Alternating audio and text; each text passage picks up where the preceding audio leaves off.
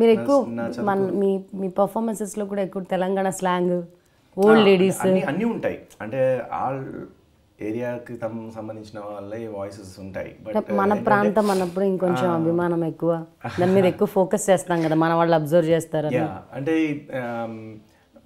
తెలంగాణ దాని మీద, తెలంగాణ వాళ్ళ మీద, తెలంగాణ అవ్వ మీద, తెలంగాణలో మాట్లాడే వాళ్ళ మీద అట్లా కొన్ని జోక్స్, మళ్ళీ ఆంధ్ర స్లాంగ్స్ వాటి మీద కొన్ని జోక్స్, అట్లా రకరకాలుగా. అంటే ఊళ్ళల్లో మీ విలేజ్లో అవ్వలు ఎట్లా మాట్లాడతారు ఇవన్నీ ఆటోమేటిక్గా స్టార్ట్ అయిందా అబ్జర్వ్ చేయడం, once you know that you are having that talent అని? అబ్జర్వ్ చేయడమే.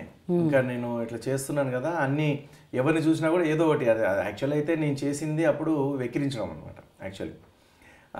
కానీ అది కాస్త అదొక ఆర్ట్ ప్రొఫెషన్ అయింది. సో అట్లా చేసిందే తప్ప మీది that is very famous thing కదా, తెలంగాణ యాస అవ్వ. ఒకసారి చేయండి, I'm very eager to listen to that. అంటే యాక్చువల్లీ ఇన్సిడెంట్ చెప్తూనే ఉన్నాము, బట్ ఏదైనా కొత్తగా చెప్పండి ఈసారి. సో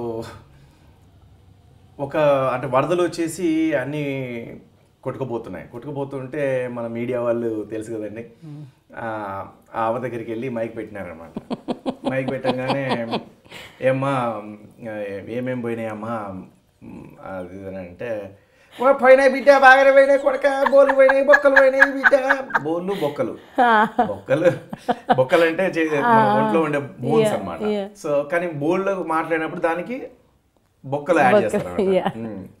తిండి లేదు గిండి లేదు అంటారు, తిండి లేదు గిండి లేదు. గిండి లేదు అనేది ఒక యాడ్, అంటే తిండి లేదు బిడ్డ అని అనరు, దానికి ఒకటి యాడ్ చేస్తారు అనమాట.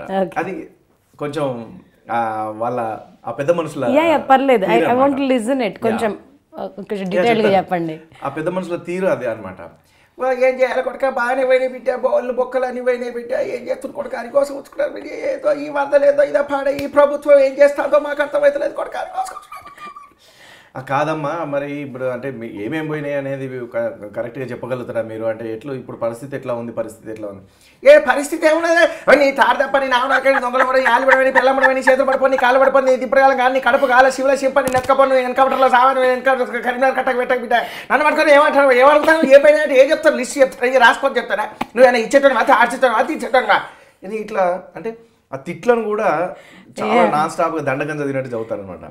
సో కాదమ్మా, అంటే ఇంకెవరెవరు మీ వాళ్ళు ఎవరైనా తప్పిపోయారా? అందరు ఉన్నారు కానీ కొడక మా ఆయన తప్పిపోయింది బిడ్డ. ఎట్లుంటాడమ్మా మీ ఆయన, ఎట్లుంటాడు, కుదిరితే మేము పట్టుకొచ్చేస్తాం. మంచిగా ఎర్రగా ఎత్తుంటాడు బిడ్డ, ఉంగరాలు చుట్టూ ఉంటుంది, మస్తు ఎత్తు పొడుగుంటాడు బిడ్డ, ఎర్రగా ఉంటాడు బిడ్డ. ఓహో అని అప్పుడు ఇక వాళ్ళు అటు పక్కకు పోగానే ఇంకో క్వశ్చన్ వేస్తే పట్టుమని వేస్తుందేమో, పక్కనున్న అడిగింది అనమాట. అదేంటి వదినే, మీ ఆయన పొట్టిగా నల్లగా ఉంటాడు కదా, ఎర్రగా ఉంటాడు, ఎత్తుకుంటాడు, ఉంగరాలు చుట్టానంటాను. ఒక టీవోళ్ళు అని ఎత్తుకుతే మంచిగా ఎత్తుకుతారేమో అని. వాళ్ళ అమ్మ నాన్న ఎలాగూ మంచోని చూసి పెళ్లి చేయలేదు, టీవీ వాళ్ళని మంచోని తీసుకొస్తారు, ఊరికి సరదా కోసం అంటే లింక్ చేసుకుంటూ మనం వెళ్ళిపోవచ్చు అట్లా చెప్పి. కానీ లేడీ వాయిస్ అనేది it's very tough thing. Male voices అంటే వేరే చేయొచ్చు, అండ్ ఎస్పెషల్లీ మిమిక్రీ అంటే టఫెస్ట్ థింగ్. ఎక్కువ మీకు వోకల్ మీద ప్రెషర్ పడుతుంది. బిగినింగ్ ఆఫ్ యువర్ కెరియర్, ఇక ఇదే మన రూట్ అనుకున్నప్పుడు ఎట్లాంటి పెయిన్స్ ఫేస్ చేశారు, especially with vocal cord? Ice water తీసుకోనండి, ఐస్ పీసెస్, ఐస్ వాటర్, ఇప్పటికీ కూల్ డ్రింక్స్ తాగను, అసలు కూల్ డ్రింక్స్ అంటే తెలియదు నాకు, కూల్ డ్రింక్స్ తాగను, ఐస్ వాటర్ తీసుకోను. అంటే చల్లటి వాటర్ కానీ చల్లటి పదార్థం కానీ తీసుకోను. సమ్మర్లో మరీ ఎక్కడన్నా నేను బాగా హార్డ్ వర్క్ చేసి ఇంకా అసలు నా వల్ల అవ్వట్లేదు అన్నప్పుడు అప్పుడు తీసుకుంటాను. అది కూడా ఆ వాటర్ తీసుకునేటప్పుడు రేపు ఎల్లుండి నాకు ఏదైనా ప్రోగ్రామ్ ఉన్నాయా, స్టేజ్ షోస్ ఉన్నాయా అని చూసుకొని దాన్ని బట్టి తీసుకుంటాను. లేదు రేపు ఉంది స్టేజ్ షో అనుకుంటే చంపుకుంటాను కోరికను అట్లా. అసలు ఐస్ క్రీమ్స్ అసలు ముట్టుకోను. అది అంటే ఐ మీన్ టు సే, మీరు వర్కౌట్ చేస్తున్నప్పుడు ఈ ఒక్కొక్క వాయిస్కి ఒక్కొక్కలాగా మాడ్యులేషన్స్ చేంజ్ చేస్తూ ఉండాలి కదా, ఎట్లాంటి పెయిన్స్ లైక్ యూనో ఏమైనా కంప్లైంట్స్, థ్రోట్ కంప్లైంట్స్ రావడం ఉంటాయండి కొన్నిసార్లు. అసలు కొన్ని వాయిసెస్ చేసినప్పుడు టక్కున వాయిస్ బొంగురు పోతుంది. ఆ తర్వాత ఐటెం చేసేటప్పుడు నెక్స్ట్ వాయిస్ తీసేటప్పుడు దాంట్లో ఈ జీరా వస్తూ ఉంటుంది. సో అప్పుడు కొంచెం టెన్షన్ పడిపోయి గిల్టీగా ఫీల్ అయిపోయి మానసికంగా బాగా బాధ వచ్చేస్తుంది ఆటోమేటిక్గా. అంతమంది అనిపిస్తుంది. అనిపించినప్పుడు ఏమైతే ఉంటుందంటే ఆటోమేటిక్గా ఇంకా మనం ఫర్దర్గా చేయబోయేటి అన్ని మైండ్లో ఎరేజ్ అయిపోతాయి. ఇంకా ఆ ఉత్సాహం రాదు. దాంతో ఇంకా డల్ అయిపోతూ ఉంటాం. డల్ అయిపోతూ ఆ ప్రోగ్రామ్ని తగ్గించుకుంటూ ఆ డ్యూరేషన్ తగ్గించుకుంటూ వచ్చేస్తాం. ఇప్పుడు ఇట్లా టీవీ షోస్ లేకపోతే మన సినిమా అంటే మీకు బ్రేక్ ఉంటుంది, ఈ షార్ట్ కాకపోతే ఆ షార్ట్ చేసుకోవచ్చు. బట్ లైవ్ పర్ఫార్మెన్సెస్ ఎక్కువ బహిరంగ సభల్లో కానీ లేకపోతే ఈ సినిమా ఫంక్షన్స్, ఆడియో ఫంక్షన్స్, అక్కడ మీకు కొంచెం ఇట్లా డిస్టర్బ్ అయినా కూడా మళ్ళీ చేంజ్ చేయడానికి, సీన్ చేంజ్ చేయడానికి అవకాశాలు ఉండవు. ఇట్లా లైవ్ షోస్ చేసేటప్పుడు మీరు చెప్పిన అనుభవం ఎదురైందా? 2 సార్లు అయిందండి. ఒకసారి వరంగల్లో అయింది, ఒకసారి హైదరాబాద్లోనే అయింది. వరంగల్లో ఏమైందంటే అప్పుడు నేను స్టార్టింగ్ స్టేజ్. సో మిమిక్రీ చేస్తూ ఉంటే పూర్తిగా గొంతు పోయింది. అప్పటికే కొంచెం డౌట్గా ఉంది, నా టెన్షన్ అవుతూ ఉన్నాను. పూర్తిగా గొంతు పోయింది. ఇంకా ఏం చేయాలో అర్థం కాలేదు. చాలా బాధపడ్డాను, చాలా గిల్టీగా ఫీల్ అయ్యాను. అందరికీ అనౌన్స్ చేశారు, చేతులు జోడించి క్షమించాలి అని చెప్పేశాను. ప్లస్ జరిగింది హైదరాబాద్ కదండి, అది తిరుపతి పక్కన శ్రీకాళహస్తి.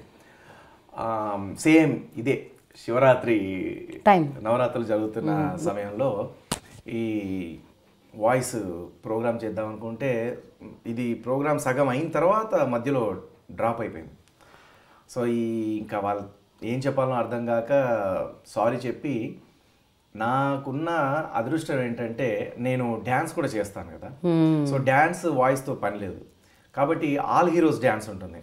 సో ఆల్ మన ఎన్టీ రామారావు దగ్గర నుంచి వెళ్ళి నాగేశ్వరరావు గారు, కృష్ణ గారు, చిరంజీవి గారు, బాలకృష్ణ గారు, జూనియర్ నారాయణమూర్తి గారు, సో హీరో రాజశేఖర్, బ్రహ్మానందం గారు, ఇట్లా అన్ని అందరి డ్యాన్సులు చేసుకుంటూ అట్లా ఒక 20 minutes 25 minutes అది కూడా కవర్ చేశాను. కవర్ చేసి మళ్ళీ స్టేజ్ దిగుతా మళ్ళీ వాళ్ళందరికీ రిక్వెస్ట్ చేశాను, నెక్స్ట్ టైం నేను మళ్ళీ వస్తానండి, పే చేసినా చేయకుండా నేను వచ్చి నా వంతు ఇప్పుడు నేను చేసిన లోటుని నెక్స్ట్ టైం తీర్చుకుంటాను అని పెద్ద మనసుతో నన్ను క్షమించవలసిందిగా కోరుతున్నాను.